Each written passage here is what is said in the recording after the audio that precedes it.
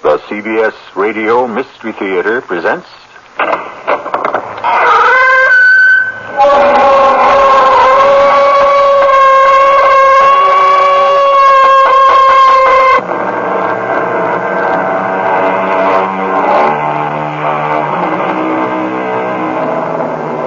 Come in.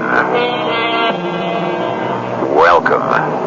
I'm E.G. Marshall. And thus is sweet reason softly seduced by the ancient legends of time, according to the poet. Yes, the story of the world is a series of legends, and when one loses its appeal, it is soon replaced by another. And thus we find ourselves farther and farther away from the original truth, assuming, of course, that there was an original truth to begin with. You have been tried and found wanting. You are therefore to become a slave. A slave? Do you know who I am back home? I'm Jonas McDowell. I own banks, textile mills, automobile companies. We do not know what those things are. I'm a financial genius, don't you understand? We only understand that you cannot hunt, cook, fish, fight, or heal the sick. You have no real or useful skills. Therefore, to earn your bread here, you will fetch and carry and do as you are told.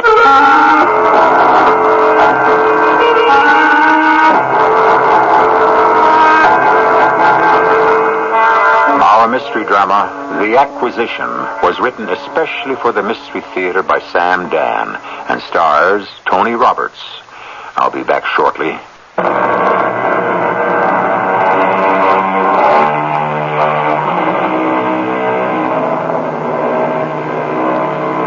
There are those who say that too much of the world's wealth is in the hands of too few of the people. They advocate, therefore, a redistribution. There are others who claim that this would only be an exercise in futility, because after a while, the very many would find themselves with very little, and the very few would once again wind up with very much.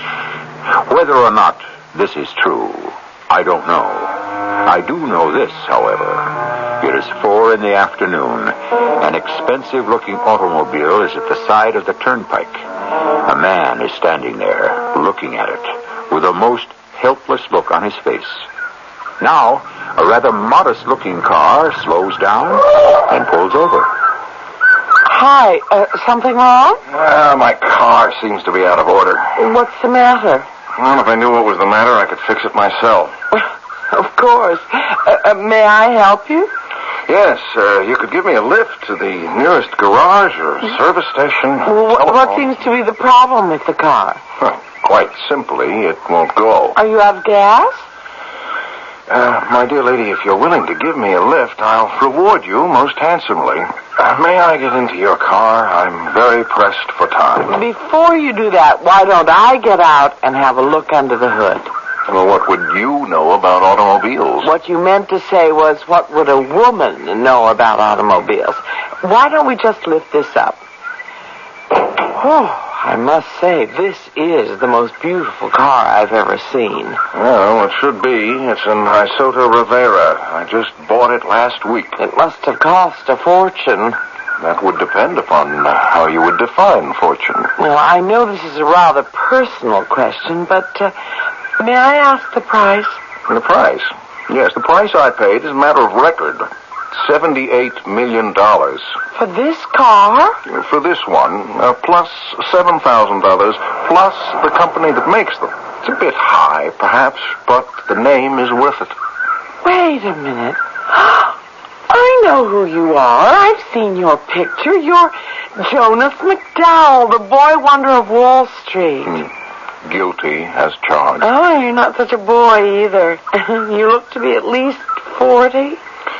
Do you suppose that we could be on our way, Miss... How did you know I was a miss?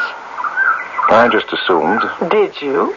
You seem to have a certain smartness. Which would alienate men? No. Does it alienate you? You don't have to answer that. Oh, here's the problem. A loose wire to the coil. Speedily mended. See? See what? The coil. What's the coil? What's the coil? Oh, you are going to manufacture these automobiles and you don't know what the coil is? I don't have to know what the coil is, or where it is, or what it does. Do you know what the distributor is? My dear Miss, Plunkett. Estelle Plunkett. I do not know what the distributor is, nor the generator, nor any one of the seemingly infinite number of parts and components that make up this vehicle. You also own companies that make electrical appliances. Are you equally ignorant concerning their functions? More so. At least I can drive a car, but I wouldn't know how to operate a washing machine. And you own construction companies that build bridges and dams and oil refineries. Would you know how to do any of that work yourself? Absolutely not. Well, then, if I may ask, what do you know how to do? I know how to make money. And with this money, I hire engineers and technicians, and craftsmen, clerks, and scientists. You can buy anything you need in this world. And anyone. And anyone.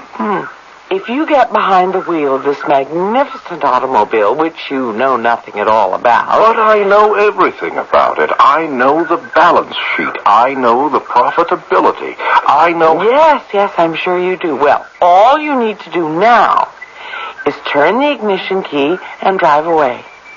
Well, thank you very much, but you must let me... Oh, please, put your money away. What are you laughing at? Well... Your face. You're quite disturbed. You're quite put out. You have just met someone who has actually done you a service for nothing. It upsets your entire philosophy of life. But I can assure you, sir, there are many people like me in this world. I know. And most of you wind up in the poorhouse. Good day, Miss Plunkett. Well, Doctor? I find nothing organically wrong. Oh, why do I have trouble falling asleep? Are you upset about anything, Mr. McDowell? No, certainly not. Well, your blood pressure, pulse, respiration, temperature, these are no. All the other tests, negative. In other words, you don't know what's wrong with me. I'm afraid not. Fellows like me, we get blackjacked by social pressures to donate millions to medical research, and I walk into this gleaming edifice created by my dollars, and none of you great men of medicine can tell me what ails me. Mr. McDowell, what do you do when you're not working? I am always working. Do you have any hobbies? Hobbies? Golf, tennis, fishing? I don't need any hobbies. I enjoy my work. I don't need a release from it. I don't need an escape from it. But something is missing. I can't imagine what it is. A woman. I can have a woman anytime I want one, Doctor. I'm not talking about that kind of woman. Any kind of woman. I'm talking about a wife. I don't need a wife. You're the one who can't sleep at night. You're the one who feels listless, restless. Oh, what would I do with a wife? You'd lead a normal life. And that's your opinion? Yes. Your considered professional opinion? I would say it is. I'll take it under advisement.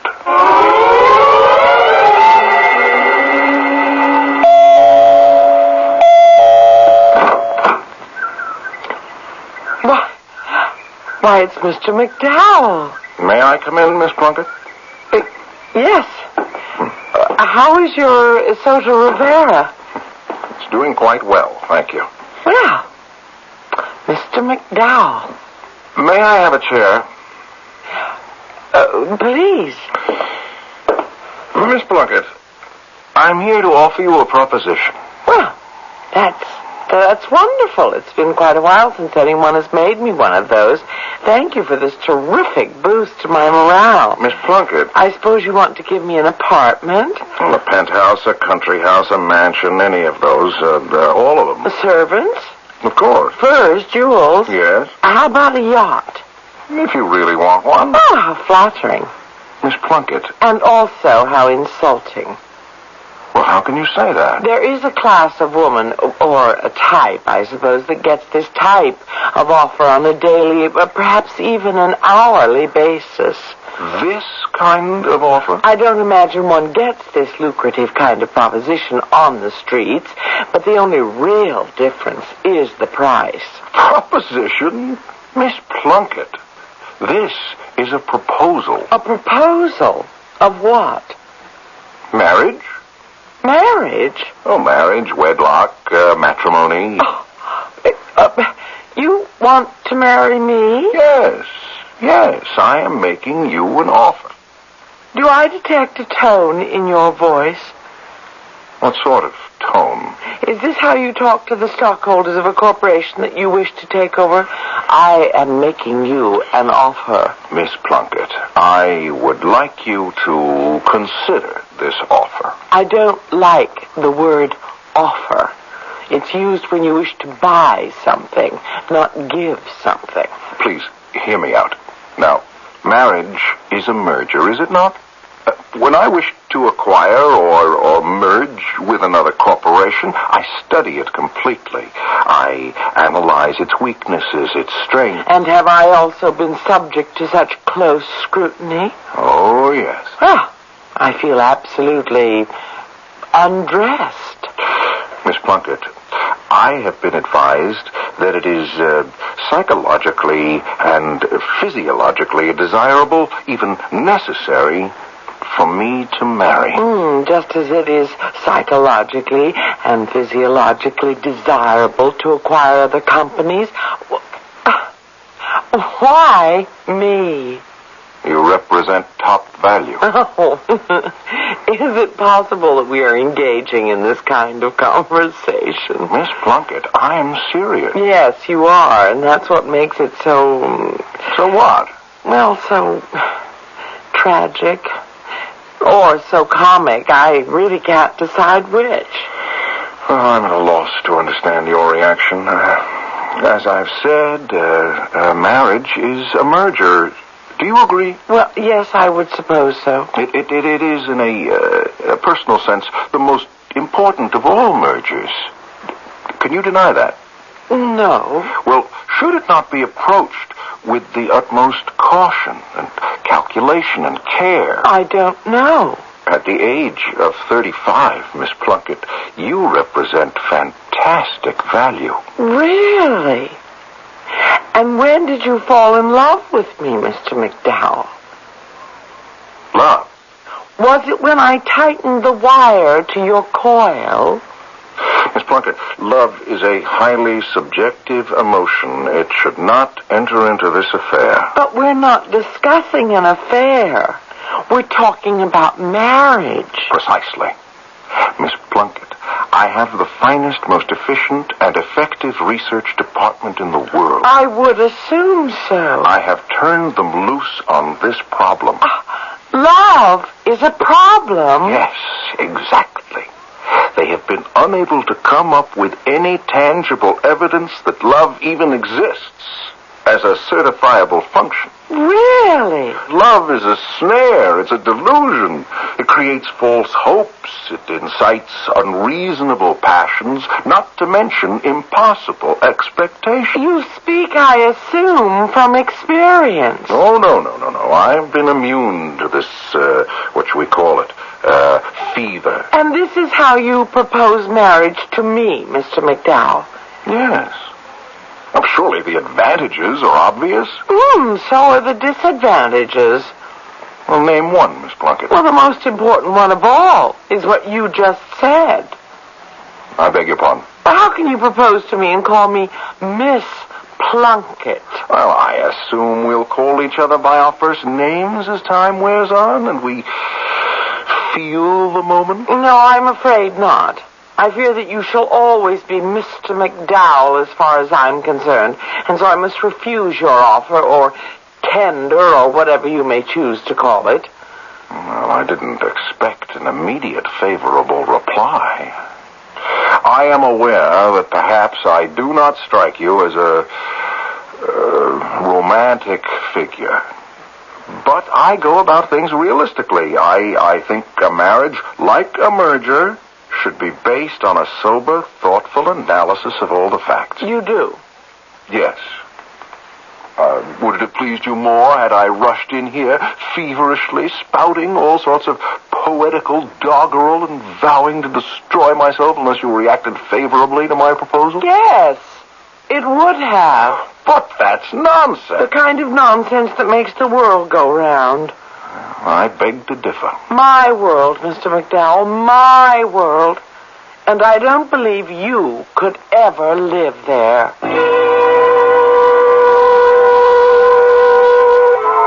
You know the old saying, put your money where your mouth is? Well, he did, and she turned him down. How could she do that? He's one of the richest men in the world. Is this a case of where a girl says no because she really means yes? We shall explore this psychological matter further in the second act.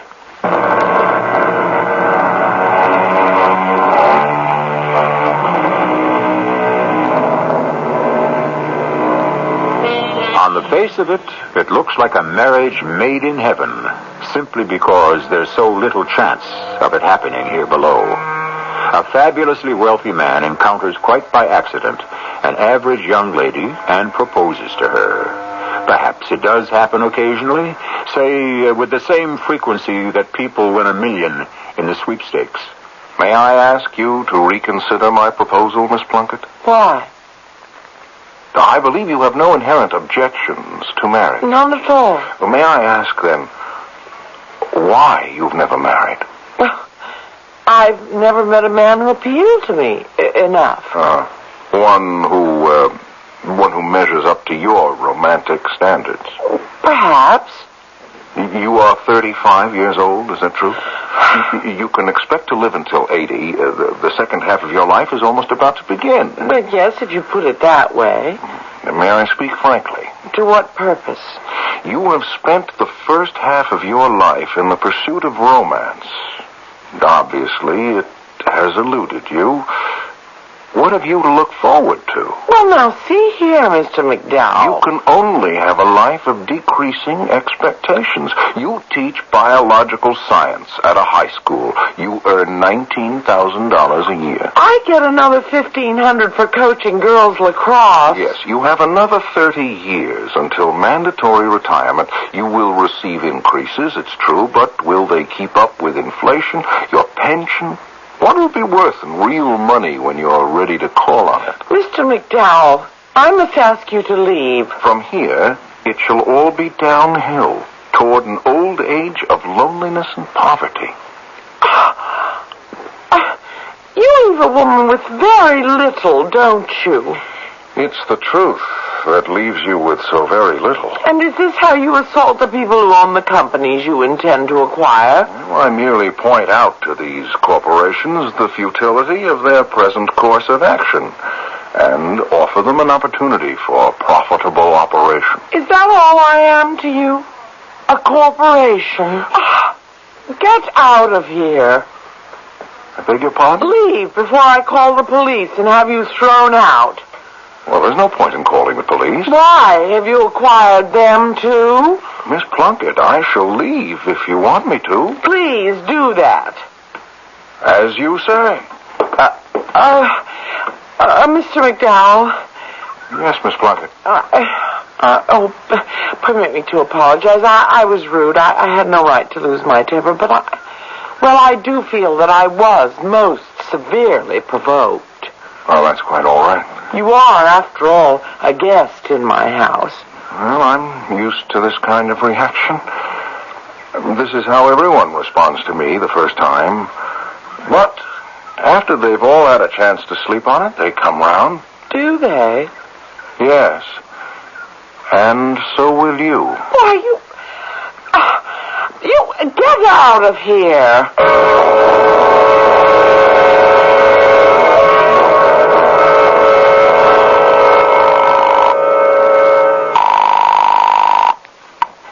Hello? Miss Plunkett. Oh, it's you. Well, Miss Chambers, call Ross Leffert, my pilot. Have him stand by with the company jet.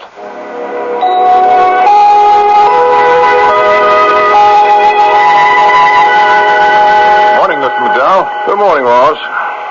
Miss Chambers didn't tell me where you want to go, so I didn't file a flight plan. Well, we don't have to go anywhere in particular. I just want to fly around for an hour or two. Okay. You're the boss.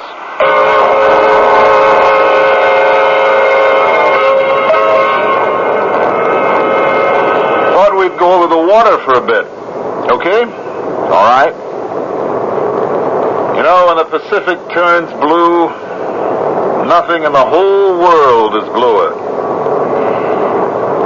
Ross, do you know why we're here? No, sir, I don't. How many times have you been married? 5? No, 4. First one didn't count. I understand that some of your wives were beautiful. All of them. Ugly dames give me indigestion. So you've had no trouble persuading some very desirable women to fall in love with you. No trouble to speak of. Well, this then is a highly developed skill. What is, Mr. McDowell? Getting women to marry you. Oh, yeah. I guess it is. You are therefore a specialist in the art. You're an authority. I'll buy that. Which is why I've called you in for a consultation. I'm having a problem. There is a lady who refuses to marry me. I can't believe that. Why not? Well, you're not a bad-looking guy, and you got all the money in the world. And yet she says no. Well, you're doing something wrong. Obviously. But, what? What does she want? I suppose you could say she wants romance. Well, then give it to her. Yeah, but I'm not the romantic type, Ross. I can give her other things. I gather she doesn't want them. But she should. They make sense. Look, you're talking about love, Mr. McDowell, where nothing makes sense. Yeah, but I'm not talking about love. I'm talking about a sensible arrangement which enables two people to live together as man and wife. No such animal. As an authority, what do you suggest? Change your attitude or change your girlfriend. I see. Well, I shall take that under advisement. Thank you, Ross. We can turn back now. What is that? What's that? I don't know. We must be running into a storm. There was no weather advisory. I'm losing power. Let me send out a call. N2307 calling. It's dead. The radio's dead. What happened? Oh, we're going down. We're going down.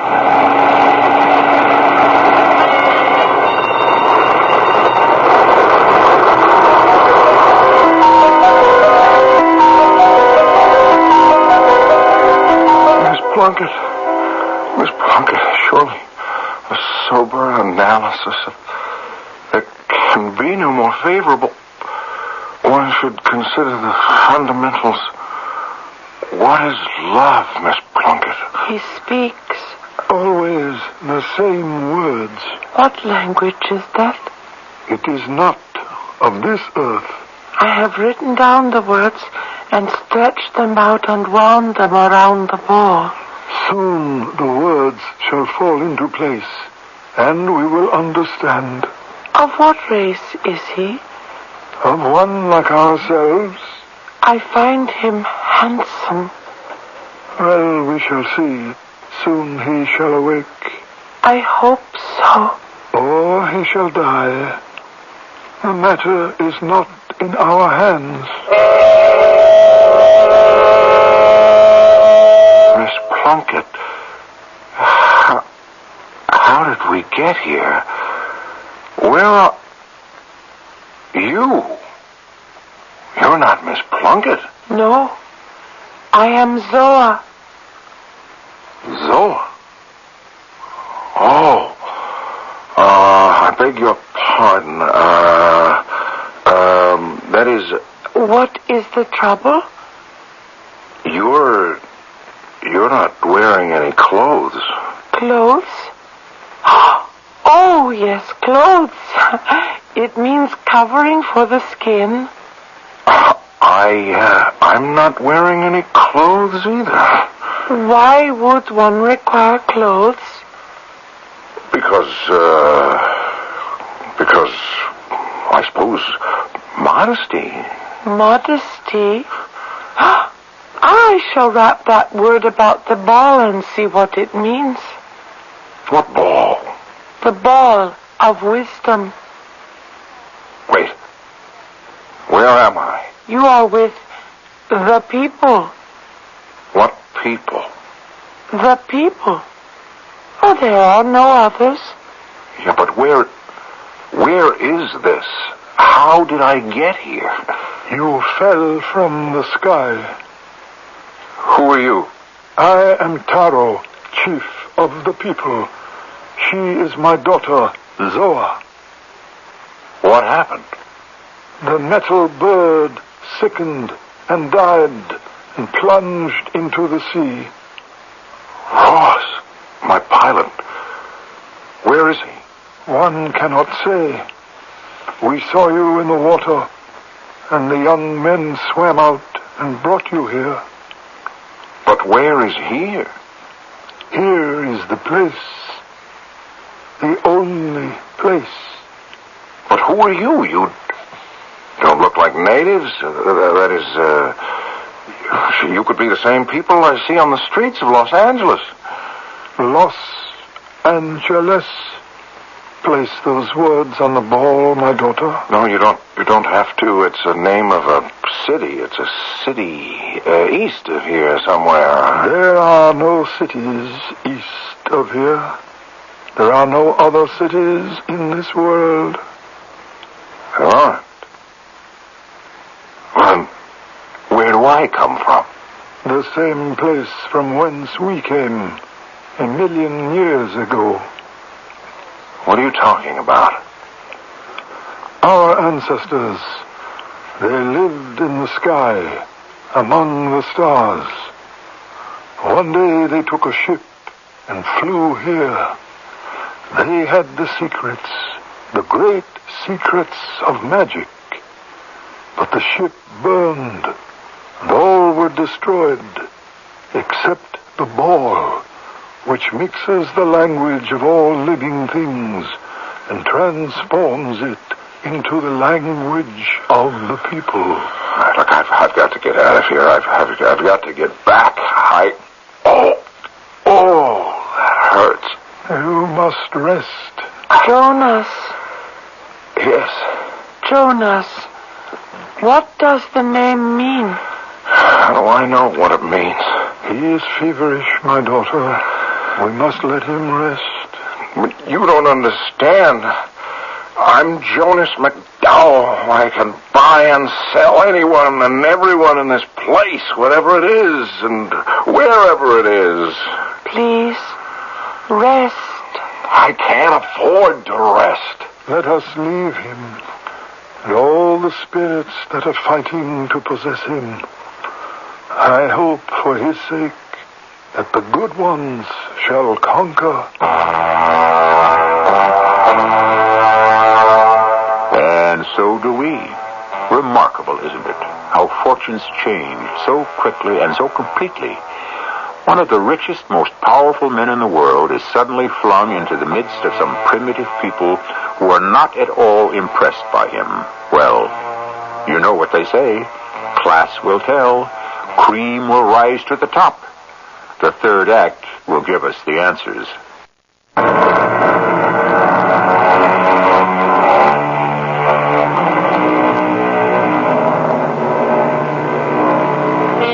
Jonas McDowell, before whom the entire financial world trembles, isn't scaring anyone at all right now. His plane has gone down somewhere in the Pacific, and he's been rescued by some primitive people. Notice we didn't say primitive savages because it is yet to be determined who are the savages, the primitives or the civilized. But let us not bog down into that just yet. Anyhow, Jonas is not having a happy time of it at this point. Do you feel better this morning, Jonas? Yes, I think so. Jonas, I have consulted the ball. Jonas means a dove. A dove? It should be Jonah, but that's the same thing. Is that important? Are you a dove, Jonas? No. I would say I'm more like an eagle. An eagle. Oh, wonderful. Why? What's in a name? You see, Jonas Eagle, I am in love with you. You're in love with me? Why? Because you have blue eyes, and they shine so bright. And you shall be my consort. Consort? Yes. When my father dies, I will be the queen of the people. But I'm not in love with you. No, that's true. But once it is permitted us to make love to each other, you will love me. How you will love me. Daughter, what is this talk I have just overheard? I love him. I want to marry him. I cannot give this the blessing of the people until he is tested. Tested? For what? Until we determine your rank, we shall set the time for the testing. Rest well until we meet again. What's that? The time for testing? Oh, it is to decide your place among the people.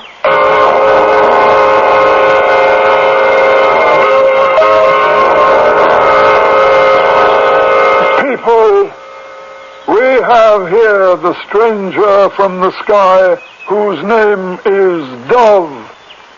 He aspires to the hand of the Princess Zoa. Hold on. I never said that I wanted to marry. You must never interrupt the chief of the people. Until he has been assigned his place among the people, there can be no hope of marriage with anyone. The testing will now begin. Boxing. Wrestle. Step forward. What do you mean by boxing? Boxing. The use of the hands. It is important with us. When I count to 3, you and Russell shall begin to box. But I don't know anything. 1, I don't know anything about 2, it. Boxing? 3. Quickly. Rise to your feet. It is now time to wrestle. But Do not step forward. On the count of 3, you and Jonas shall begin to wrestle. look here. 1, 2, 3. Hey, wait a minute. Foot racing. Archery. Jonas, it is obvious you are not a warrior. However, just as important as the martial arts are the domestic arts. Pottery. Pottery. I'm an expert at pottery. I own a company that makes millions of jars and pots each year. Excellent. Here is clay and water and a wheel. Make one. No, I can't make one myself. I hire people to do that. You cannot make a pot. No, not with my own 2 hands. Very well, we must proceed to the weaving of cloth. Can you weave cloth? Look, I own some textile factories. Here is a loom. I can't do it myself. Can you fell trees? We have lumber operations. Good. You will cut down trees, trim them properly, split them, notch them, fit them together to build a hut. But I couldn't actually do any of that. It seems there is very little you can do with your own hands, Jonas. Father, there are other things. Perhaps he can prepare food. Do you know anything about food, Jonas? Food? Yes, of course. We control several meatpacking plants, some milling operations, frozen fruit and vegetable facilities. You will prepare the evening meal for the people. You will catch the fish in the water, hunt the pig in the jungle. Oh, I couldn't possibly do that. I don't... My daughter, I do not know what is left. Wait. Perhaps he is a healer. A healer, the most important of all the arts. Can you heal the sick? Look, I control several very important drug companies that are doing fantastic things in research. Bring him to Lyra, who lies dying. Perhaps he can cure her.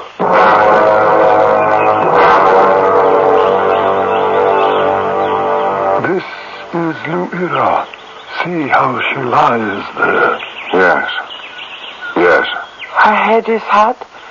She perspires freely. I see. What is to be done for her? She obviously has a fever.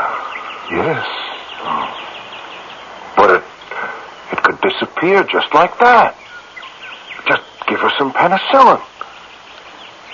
Penicillin? Yes, or any of the sulfurs. What else do they use? The mycins. They keep coming out with new things to knock out fever.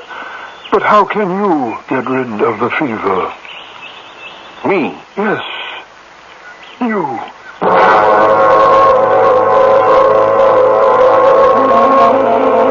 Jonas, I have come here to give you the decision of the Council of the People.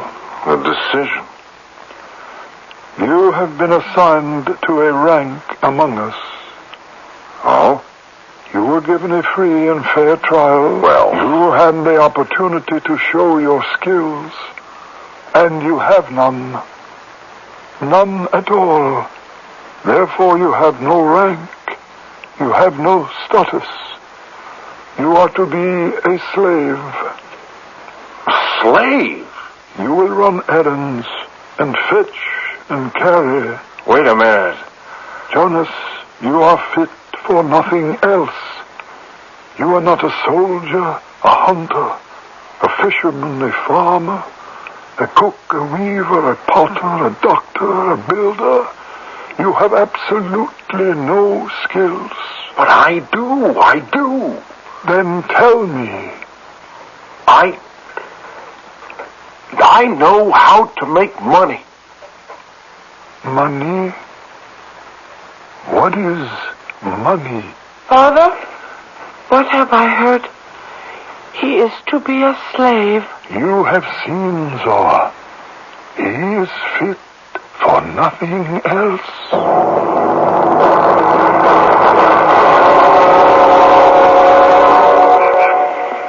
Jonas. What is it? What are you doing? Nothing. But that canoe. I was just thinking. I understand. Poor Jonas. But there is nowhere to go except in the metal bird. This canoe? How far can one go? Only a few miles away is the rim of the world, and one falls into the pit of eternal darkness. I must get back. I must go back to my people. We are your people now, Jonas, and I love you. You love me. I want to marry you. But you can't. Not if I'm a slave. I cannot marry you if I am to be a queen, but I can marry you if I am willing to become a slave, and I would become a slave for you. For me? Yes, Why? because that is what love is. Love. That's what love is. That's what love is. Yes, I see it now. My research department, which costs me millions of dollars a year, couldn't explain it. And here you come up with the exact definition. Love. Yes, love. To follow without question the will of the loved one. Will you do something for me? Anything. Teach me how to navigate this canoe. But... Yes, my love.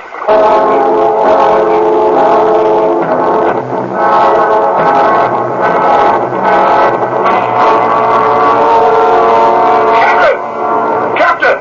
I see something in the water. At half speed. Bosun, prepare to lower a boat.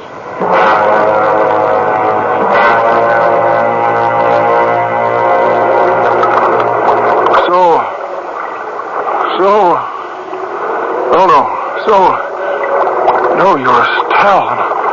I love you. Easy. I love you. Easy there, mate. Easy now. I know what love is. I know. You there. Do you know what love is? Sure, now, I know all about it. Why, it's wonderful. Fantastic. Marvelous. You must be that millionaire whose plane went down. Love. It's everything. Okay, matey. You'll be all right. Let's get you out of the sun.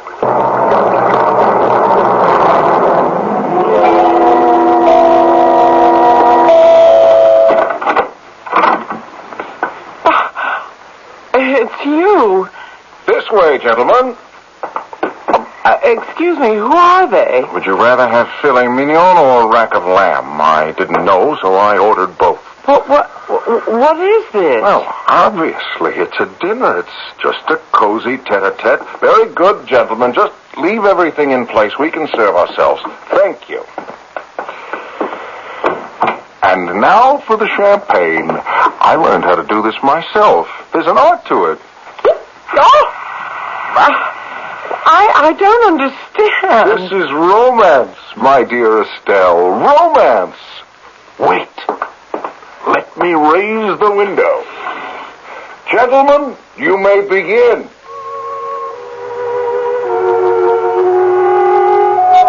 Oh, you have musicians out there, musicians? I ascertained that you are a lover of Strauss music. Is this sufficiently romantic? What is all this? This? You should know. This is wooing. This is courtship. But why are you courting me? Because I love you. You love me? Why? Because you have beautiful brown eyes, and they gleam so softly. Just for that reason. You've been listening to the OTR Gold Network.